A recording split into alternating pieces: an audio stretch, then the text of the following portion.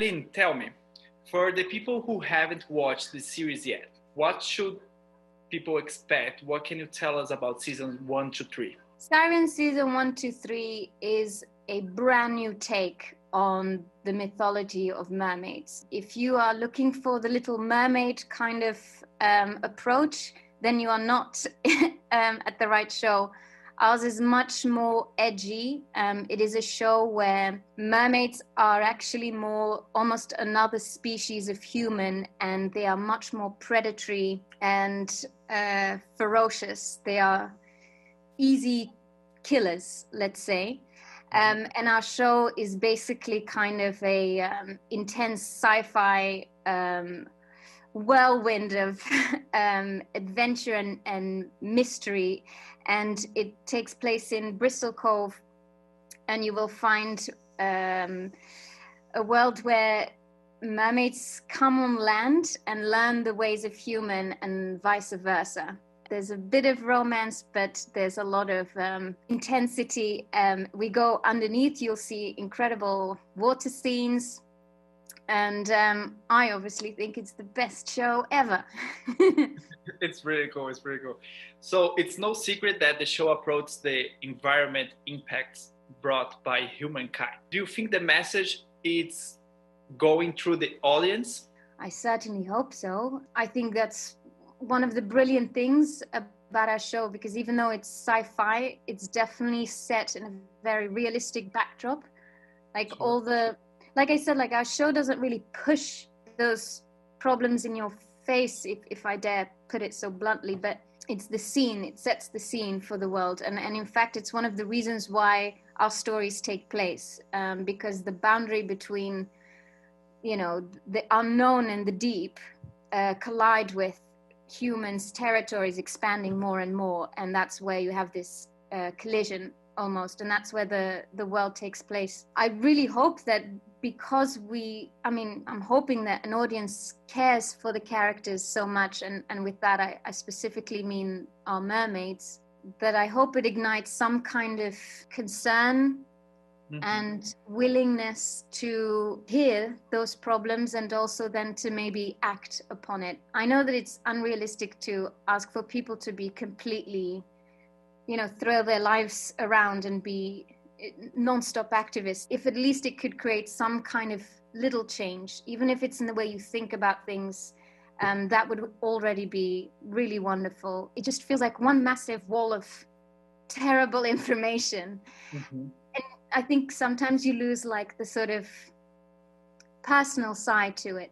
So I'm hoping that even though this is fantasy, that you can kind of get carried away with their experience and maybe therefore give creatures of the ocean a voice, and maybe are therefore moved more easily to behave a little bit better.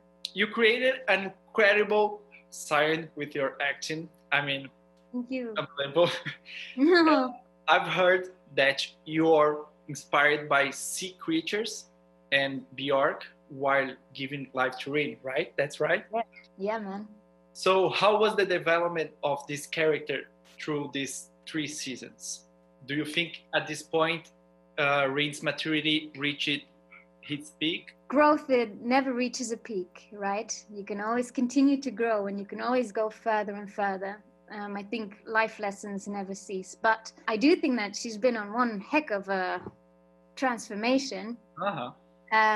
Obviously, season 1 being kind of almost nostalgically my favorite, because it was so pure where she was from. The rules are very simple, you know, it's survival.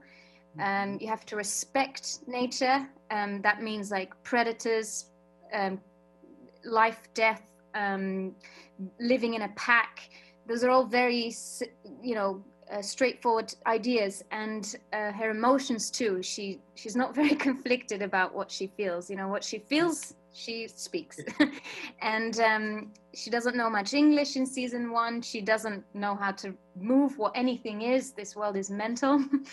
And then slowly but surely, through finding an attraction in Ben and Maddie, and, you know, friends and the world, she learns more about it, and she actually absorbs more of the human sides as she continues on.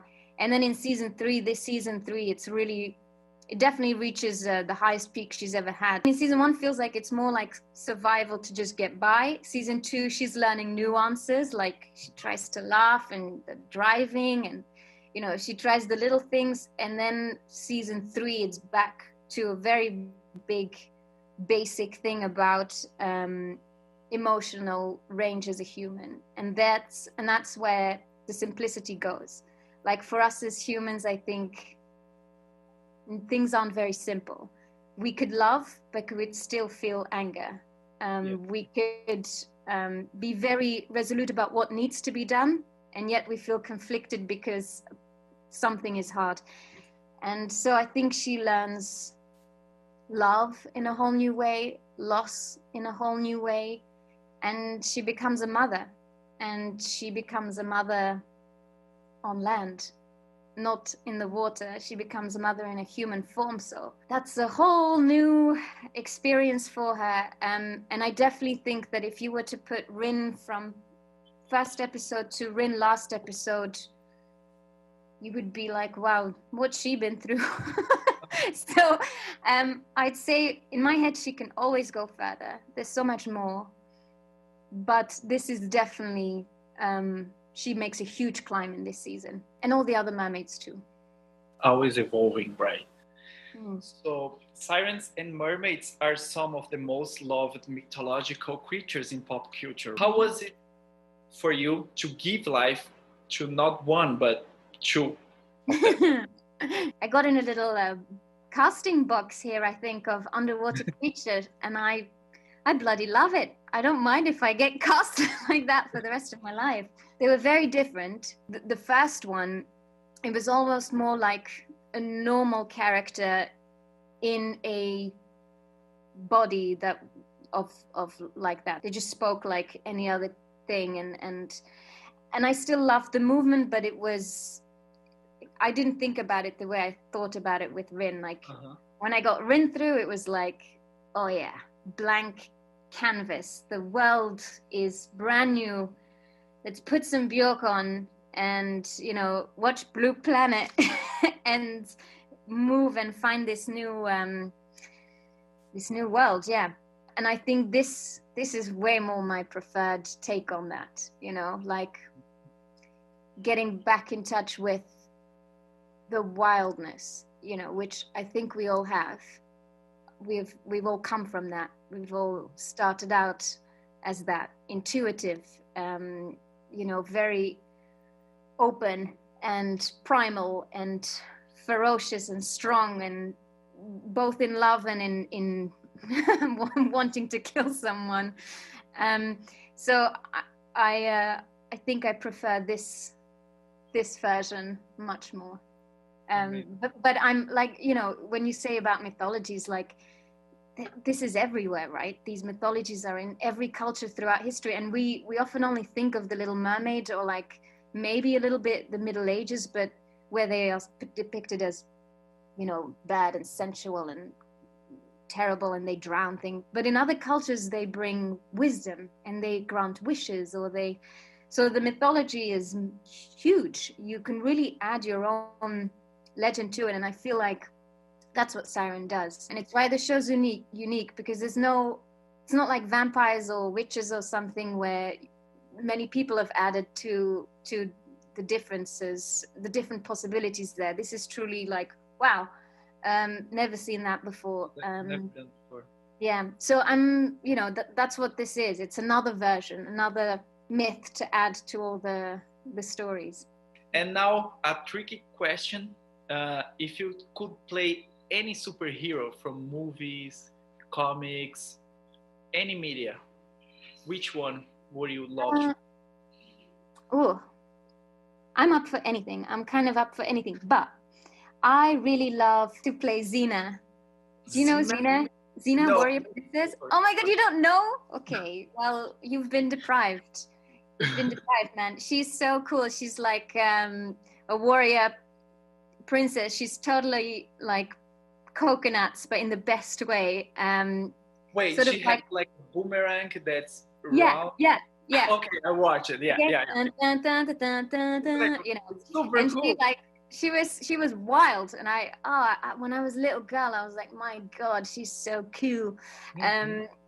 So I almost don't want to do it because she's too epic, and I would never want to, you know, harm that. But just for a laugh, I'd love to have a go at that. But the hero I think is untouched, apart from Uma Thurman, is Poison Ivy. Oh yes. I think she's very rich, and she's unexplored yet, like in the you know, in the way we do things today. And by that I mean they really delve into someone's psyche. You know, like Uma Thurman did her amazingly. I think awesome interpretation. But back then it was a very different style of Batman movies. And I think nowadays sometimes there's which I love, is a tendency to really look inside the psyche of these people. Yeah. And I think Poison Ivy is a wicked one for now, because I mean, she's a scientist, and she goes, and it's the kind of like, I kind of get your point, but you're also, you know, going a bit weird and crazy. I don't know. I think that'd be kind of a cool one with a really good script. I think that'd be a really good character to explore.